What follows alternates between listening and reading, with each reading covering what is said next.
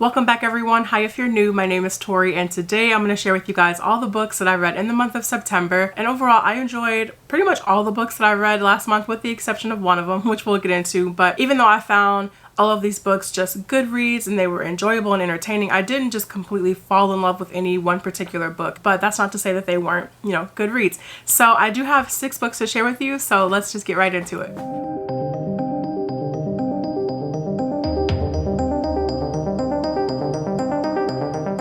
So first, let's start with Skyward by Brandon Sanderson. This is Brandon Sanderson's first book in his young adult science fiction series, and I thought this was really entertaining and I did thoroughly enjoy this. This takes place on a planet where the population lives underground in these different caverns and they all have their different communities. But in this world, pilots are really responsible for going up to the surface and protecting everybody and fighting against this enemy known as the Krill. And so our main character, Spencer, her father was a pilot when she was really young, and she's always looked up to him and has wanted to follow in his footsteps. But something happens when Spencer is really young and her father goes into battle with the Krill, and he just completely bolts and leaves his flight mates behind, and he is shot down because of that. From there, his legacy is just ruined and he's known as being a coward, a deserter. And now because of that, Spencer, being his child, she is known as the daughter of a coward, and that reputation follows her because now she, her dreams are kind of altered and she's not really getting the respect that she wants, and she has all these dreams of getting into flight school and becoming a pilot. But just because of that legacy that her father has, it just makes things 100 times more difficult for her. And in the beginning, she's just shunned and told that she can't go to flight school, but she overcomes that obstacle and she actually gets a spot in flight school.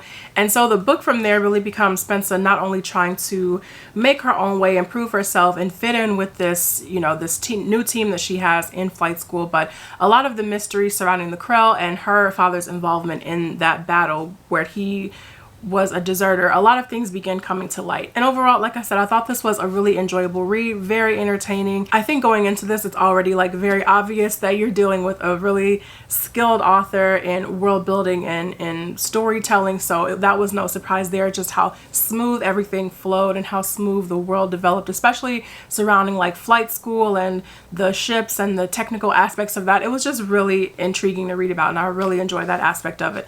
And Spencer as a character, she was amazing. I really enjoyed her character. One of my biggest issues with this book, I actually think it's a little bit too long actually, but aside from that, that's not the big issue. Aside from that though, I think with a book of this size, I was expecting to care about more characters than just our main character Spencer, but a lot of the supporting characters in this novel just really fell a bit flat for me. So it felt like reading through it that I only had Spencer to kind of connect with and to follow and appreciate her journey a little bit more. I feel like Brandon Sanderson spent a lot of time developing the world and developing the story, and that shows, but I think it came at the expense of some of the other characters being as well developed as Spencer. So a lot of them, they get into some really sticky situations in flight school and in battle, and I found myself just not really caring about a lot of these characters. So that kind of took me by surprise when I was reading through this, how much I was not really caring about these other characters in Spencer's life and in her flight school. So I'm just really hoping the next book shows a little bit more character development for,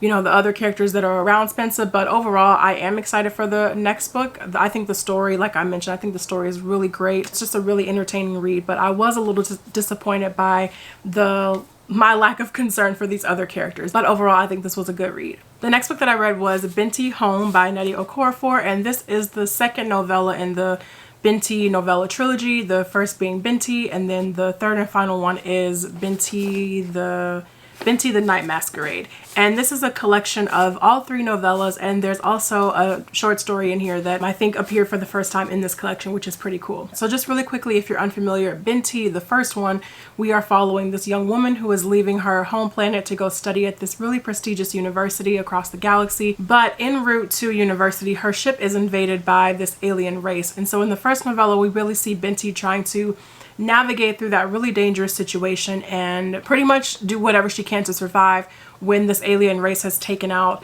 pretty much everybody else on her ship. So Binti Home picks up a year after those events, and we really see Binti is now struggling mentally with a lot of the things that happened last year, and she's suffering from PTSD, but just trying to bottle that up as best she can so she can return back home. So she makes it back home after all this time has passed, and when she gets there, just everything is so different. She just feels like she doesn't fit in anymore. Her family just kind of ridicules her for going away to this university. She doesn't fit in with her close friends anymore. We really see Binti struggling with her identity and this, you know, this opportunity that she's had to go away to this university, but in the back of her mind she's still grappling with everything that happened on the ship last year. So just in the midst of all of that, Binti is also now learning new things about herself, her identity, her family as a whole, and just really the power that lies within her. So I actually really loved how Binti Home ended because I think it sets up the final novella just so perfectly. But Binti Home, I didn't enjoy this nearly as much as I enjoyed the first novella, Binti. I actually really loved the first one. I thought it was a great read, but this is a lot quieter. We see Binti, she just feels like more of an observant character. She's not really doing a lot. We're just kind of in her head for pretty much the entire novella, and things just feel like they're happening to her. So it didn't feel as engaging, it didn't feel as exciting as the first novella. But all that being said, I did really love the themes in here. I think Nnedi Okorafor handles them so well. Themes of grief and identity and loss and just finding purpose. I think that's just done really, really well. So it was nice to see another more introspective side of Binti this time around, but it definitely didn't grab my attention the way the first one did. But I am curious to finally read the third novella, which is The Night Masquerade. The next book that I read was The Year of the Witching, and this is by Alexis Henderson, and this is an adult fantasy debut, and I thought it was perfect for this season. I thought it was so dark and atmospheric, and I really enjoyed our main character and her just journey throughout this whole book. So we are following our main character Emmanuel, and she lives in this really rigid society where they look to this man known as the prophet, and he's their leader, and a lot of the people who are close to the prophet, they are known as the apostles. And pretty much all of the women in this society, if they are suspected of practicing witchcraft, or if they even, you know, have any like witch-like inklings or whatever you want to call it, then they are taken away from their homes and they are killed. And so our main character, she's living with her grandfather and his wives and I believe they're her cousins.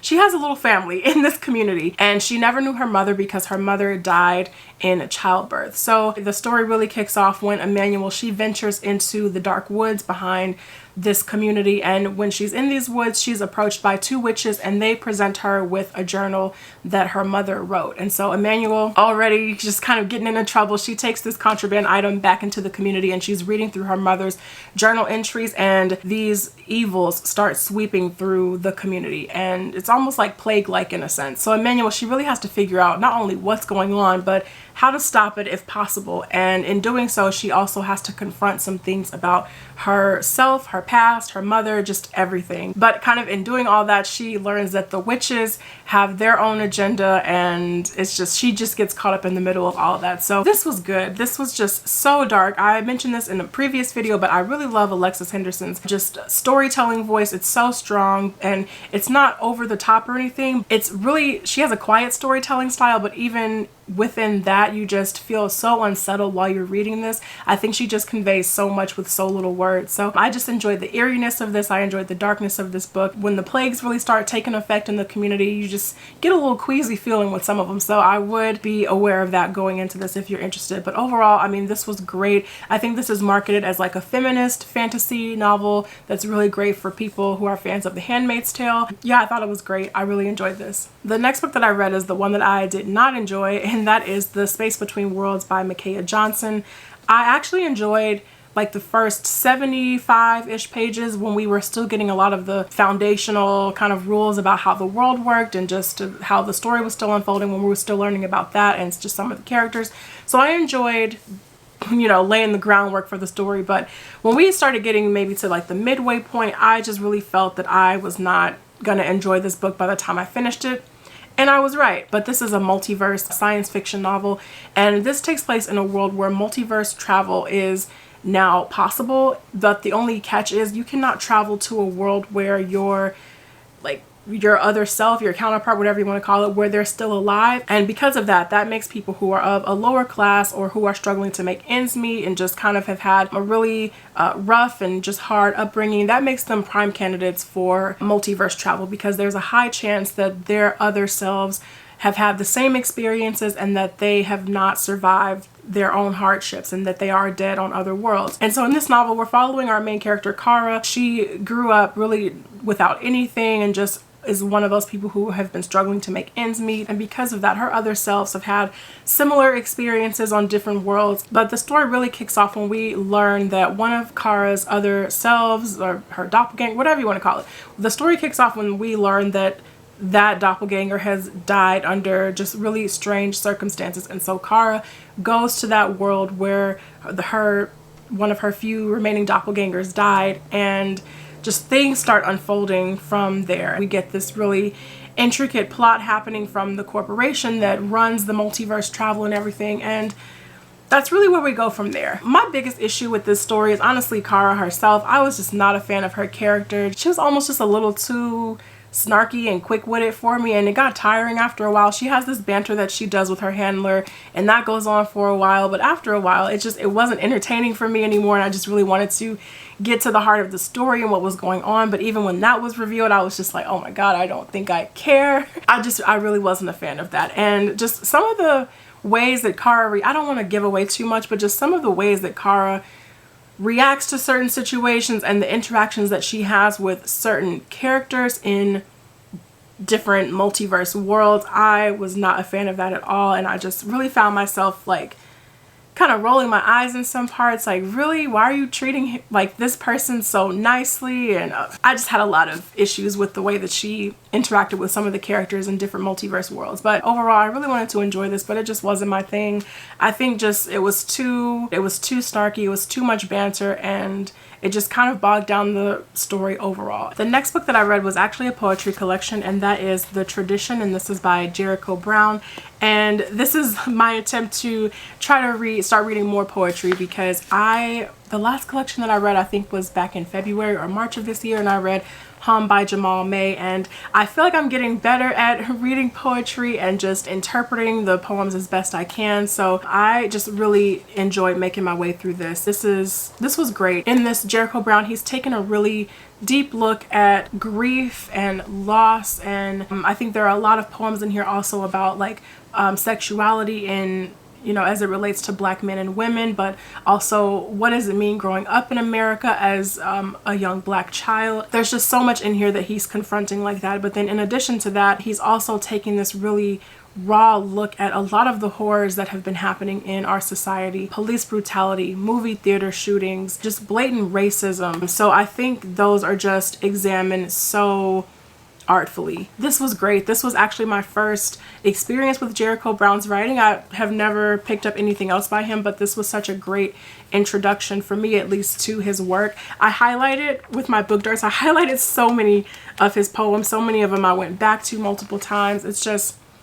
It's great. One of my favorites in here was a poem called Steak, and it gave me chills the more you keep reading it. And then there's another one in here called The Long Way, which is amazing. I wish I could just dissect it a little bit more and talk about it a little bit more, but unfortunately I still think I'm a little bit bad at interpreting and talking about poetry. But there's just so many in here that really hit me, so I highly recommend this, and I'm really going to be looking out for more of his work in the future. And then finally, the last book that I read was Lock Every Door, and this is by Riley Sager, and this is another one that I also kind of marked up with book darts while reading through it. This was my first experience with Sager's work, and it was so entertaining. I actually binged this in a weekend. I flew through this and just really enjoyed it from beginning to end. In this, we're following our main character, Jules, and she is just really down on her luck. She doesn't have anybody to depend on. Her parents have both unfortunately passed away, and she is an only child for reasons that are revealed in the book. So she's just really out here by herself, trying to make her way, trying to make a living.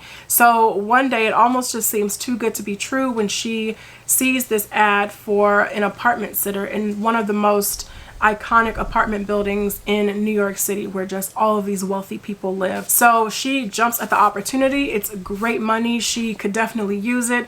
And, you know, as she's taking the tour of the apartment and hearing all of these rules that she has to follow as an apartment sitter, she's just like, okay, whatever. I agree to all of it. I need this job. I need the money.